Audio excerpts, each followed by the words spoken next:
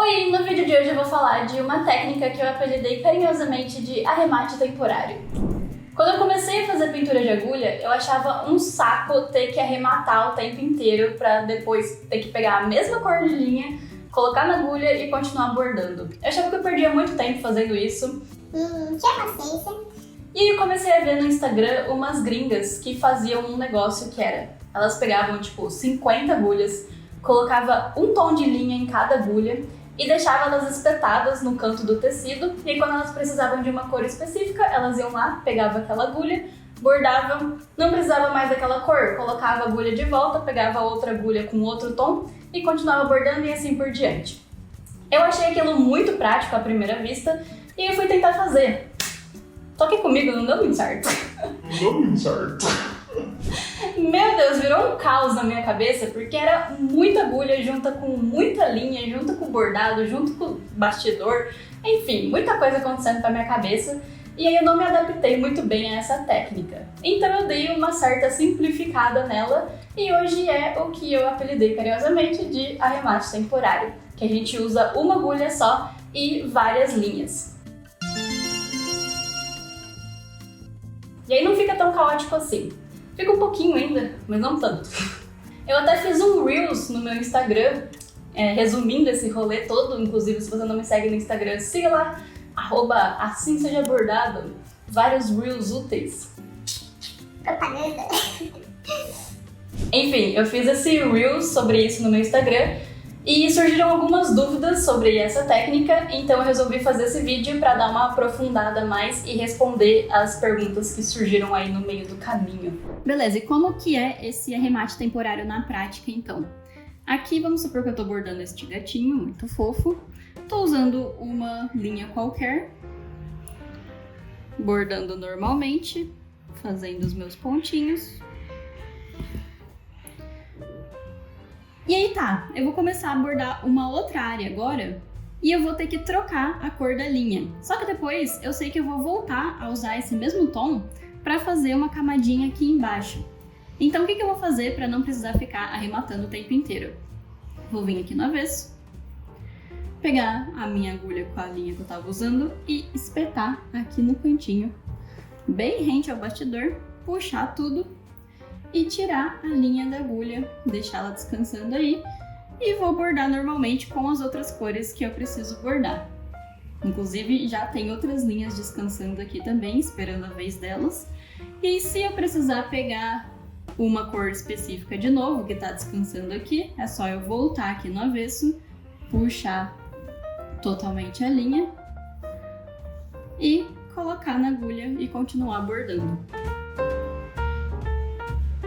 Desse jeitinho aqui. E aí eu venho, continuo bordando como se nada tivesse acontecido.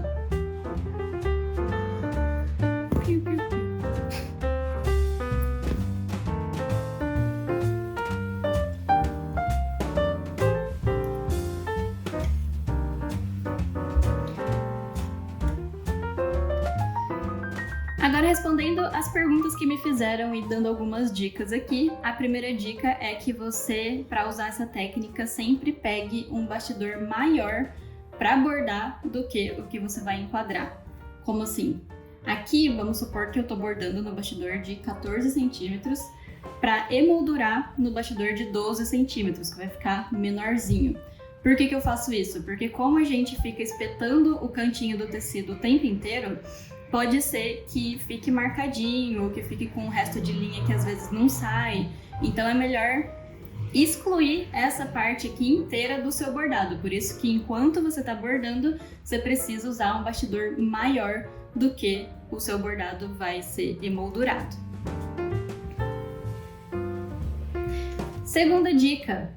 Veja aonde que está saindo a sua linha aqui atrás e sempre coloque ela o mais próximo possível. Por exemplo, aqui no queixo está mais para baixo, então eu coloco a minha linha aqui embaixo. Agora, se ele tivesse mais para a direita aqui, eu colocaria aqui mais para a direita, que é para não ficar um fio atravessando o bordado inteiro, para ele ficar o mais próximo possível da onde ele já estava. Perguntas. Essas linhas embolam ou embaraçam? Bom, se você não tomar cuidado e se as suas linhas estiverem muito compridas, elas podem... E se você tiver guardado esse bordado por um tempo, principalmente, igual o meu tá aqui guardado faz um tempo, elas podem embolar, igual tá acontecendo aqui, olha, porque ele ficou dentro da gaveta por muito tempo, acabou embolando, né? Mas aí é só você pegar e cortar aqui e dá pra usar o resto dessas linhas normalmente. Mas se você borda diretão assim, não precisa ficar guardando em gaveta e tal, isso geralmente não acontece, é só tomar um pouquinho de cuidado para não ficar embaraçando essas linhas, mas geralmente elas ficam bem bonitinhas assim. Conforme você for usando outras cores, consequentemente você vai acabar bordando por cima dessas linhas que estão aqui esperando, mas isso não tem problema, né? Elas vão continuar aqui e não vai alterar o resultado do seu bordado e nem do seu avesso.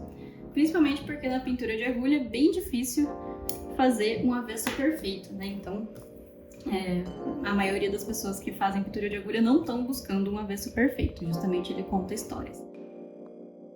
Esse bordado aqui é uma encomenda e ele já tá bem mais cheio de linhas, olha só. Todas elas espetadinhas aqui. Uma coisa que eu também faço é agrupar os tons de cor. Então aqui embaixo estão todos os cinzas clarinhos, aqui o cinza mais escuro também próximo, né? Enfim, todos os tons do olho estão aqui nessa região. Enfim, eu vou agrupando e aí você pode organizar como você quiser desse mesmo jeito. Caso você ainda não tenha uma familiaridade muito grande com as cores, ou seja, se você ainda não sabe ver qual cor que é só de olhar para ela, você pode pegar uma caneta que sai com calor, escrever aqui no cantinho o tom da sua linha, por exemplo, 398. Escreve aqui bem na frente da sua linha e aí você vai saber quais os tons que você tem e aonde eles estão. Então, para quem está começando, eu recomendo muito que faça isso para você não se perder. E justamente por causa disso também que você precisa pegar um bastidor maior para bordar do que o que você vai emoldurar, porque aí você vai ficar cheio de escrito aqui e a gente sabe que nem sempre essas canetas que saem com calor apagam totalmente, às vezes fica um rastro, né? E isso vai ficar feio se você deixar no bordado final, então sempre bastidor maior. Só para ilustrar melhor o que eu estava falando, você pode pegar essas canetas que saem com calor, ou então, se você pegar um bastidor bem maior do que o bordado finalizado, você pode usar uma caneta normal, até mesmo uma lapiseira. Mas, enfim, na dúvida, pegue essas canetinhas que apagam, e aí você vem aqui do lado da sua linha, logo depois de usar ela, claro, e coloca o número dela. Por exemplo, 367.